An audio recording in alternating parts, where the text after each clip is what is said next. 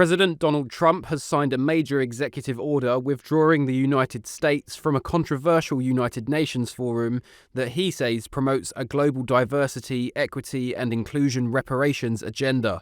On January the 7th, 2026, President Donald Trump issued an executive order directing the United States to withdraw from the UN Permanent Forum on People of African Descent, a body established to elevate issues affecting people of African heritage worldwide.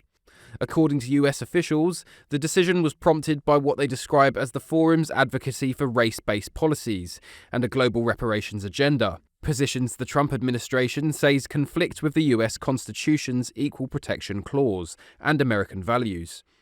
The administration previously accused the forum of advancing racial grievances and having victim-based social policies.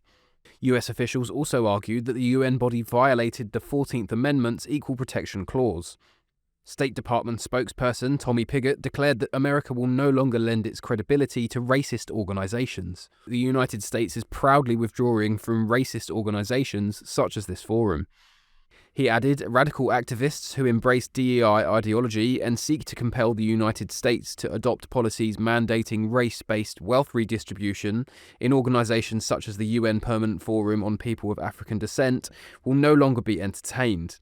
The UN Permanent Forum on People of African Descent was set up to address issues including racial inequality, discrimination, and historical injustices. Critics in Washington have taken particular aim at agenda items they claim to go beyond traditional diplomacy, including proposals for financial compensation for descendants of slavery and colonialism, as well as calls for reparatory justice in emerging fields like artificial intelligence. The body had previously argued that only reparatory justice can address what is described as technology-enabled racism in fields such as artificial intelligence. The forum's supporters argue that these discussions are part of a long-running UN effort to confront systemic discrimination and uplift historically marginalised communities, a message that's at odds with the White House's framing. This move is part of a wider rollback of US participation in international institutions, a strategy that has seen Washington exit dozens of global organizations and treaties this week alone. In the same executive action, the Trump administration also pulled the US out of 66 international bodies, including climate, health, human rights,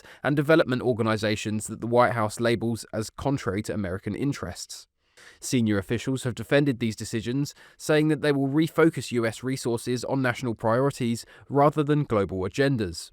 We're living in a time of what feels like pretty significant social change, and it makes us question things that we've even taken for granted for decades. And one of those at the moment that people are wondering about is actually money. Is the money in your bank account safe? Should you be investing elsewhere? Are we looking at a potential global crash? What will it mean for your savings? Is there a way that you could be using your money that might be outside of government control even? Well, TallyMoney is potentially one solution. So I'm delighted to say that I'm joined today by the CEO and founder of TallyMoney, Cameron Parry. What is TallyMoney? Well, at TallyMoney, you basically get gold you can spend. So we give people an individual account in their name, everyday account. They get a sort code, an account number. They use that account just like they would pounds from their bank, but it's milligrams of gold that we brand as Tally. Okay. Why would you do that, though? What is the benefit to the customer instead of just having a normal pound sterling account? Gold's performance against the pound is above 11% per annum over the last 25 years on average. But we still need money in our daily lives, and we have savings. We know that it's good common sense and prudent to save up for things, not just live in credit. You know, whether it's a holiday or a rainy day, your retirement planning, you need to have money in your life, basically, that you can rely on, that's dependable, that nobody meddles with, that nobody can weaponize against you, which is another element of government control when it's the government currency, which we could talk about another time. And it should be pretty simple and straightforward, and that's what we deliver at Tally. And really, we just want people to feel safe and happy with their money.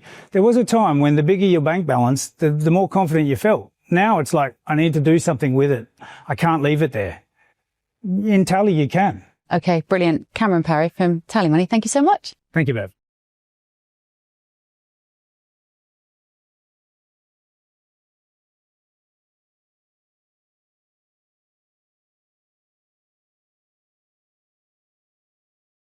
The response to Mr. Trump's action has been sharply divided. Supporters of the move praise it as a stand for American sovereignty, saying that Washington should not be tied to organizations that promote policies they view as ideologically driven or outside of US constitutional norms. Opposition voices and global leaders warn that withdrawing from these international bodies could weaken US influence on the world stage and damage cooperation on matters like climate change, human rights, and global health. Critics also argue that pulling out of forums addressing racial injustice sends the wrong message at a sensitive time. Last year, Democrat Congresswoman Ayanna Pressley reintroduced a bill which would force the US government to look into reparations for slavery. However, the federal legislation failed to pass under the Republican-controlled Congress. Ms. Pressley accused the Trump administration of working to actively roll back decades of progress and more recent progress when it comes to our civil rights. She added, "We find ourselves in a moment of emboldened white supremacy and anti-black racism, and a weaponized Supreme Court that is actively gutting protections and progress that have been made." When previously asked about the possibility of reparations in his first term, Mr. Trump said, "I don't see it happening." Speaking at the UN General Assembly in September, the president accused the organization of ignoring global problems or making them worse in leaving him to deal with the fallout. What is the purpose of the United Nations? The UN has such tremendous potential. I've always said it.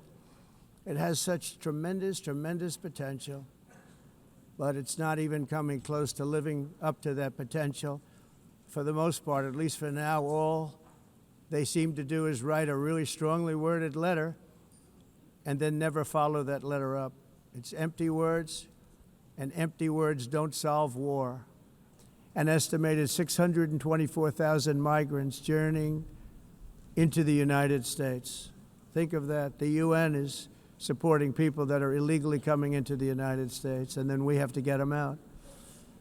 The UN also provided food, shelter, transportation, and debit cards to illegal aliens. Can you believe that? On the way to infiltrate our southern border. Thank you. I'm really good at this stuff. Your countries are going to hell. In America, we've taken bold action to swiftly shut down uncontrolled migration. Once we started detaining and deporting everyone who crossed the border and removing illegal aliens from the United States, they simply stopped coming. They're not coming anymore. We're getting a lot of credit, but they're not coming anymore. This was a humanitarian act for all involved because on the trips up, thousands of people a week were dying. Women were being raped. Nobody's ever seen anything like it. In closing, I just want to repeat that immigration and the high cost of so-called green renewable energy is destroying a large part of the free world and a large part of our planet. Countries that cherish freedom are fading fast because of their policies on these two subjects. You need strong borders and traditional energy sources if you are going to be great again. So what happens now?